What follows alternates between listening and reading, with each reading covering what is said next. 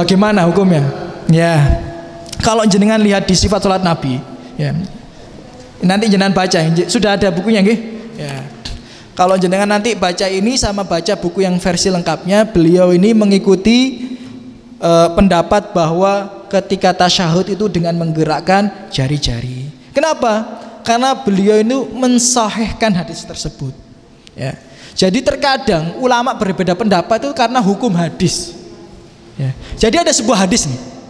Sebagian ulama berpendapat hadis ini sahih.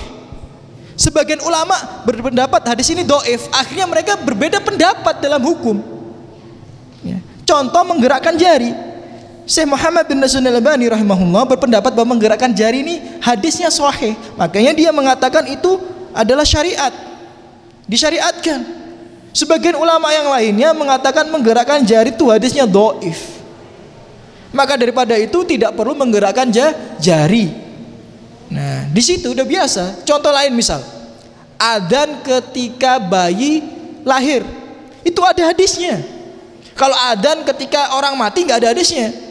Adzan ketika bayi lahir itu ada hadisnya. Cuma hadisnya ini ulama berselisih. Yang menganggapnya sahih setelah anaknya lahir diadzani. Yang menganggap dhaif setelah anaknya lahir tidak diadzani. Sama seperti kain kafan wanita. Kalau belajar persiapan jenazah nih.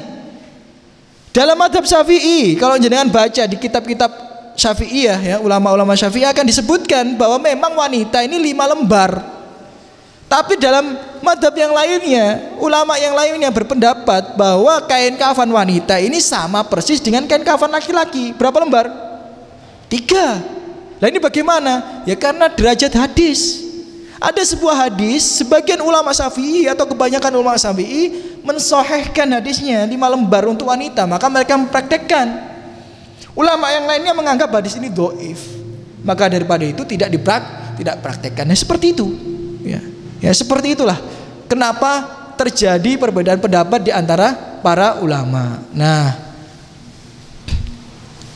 pertanyaannya yang benar yang mana gitu? Enggak boten ya.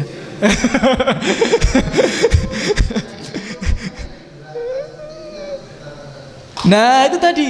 Ya, itu belum sifat penggerakannya loh ya. Ini baru membahas digerakkan atau tidak digerakkan loh ya. Ya, jadi digerakkan atau tidak digerakkan aja ulama udah beda pendapat gitu. Ya. Kalau digerakkannya seperti apa? Itu kan penjelasan lebih detail lagi gitu ya, lebih detail lagi. Tapi saya lebih condong untuk tidak digerakkan.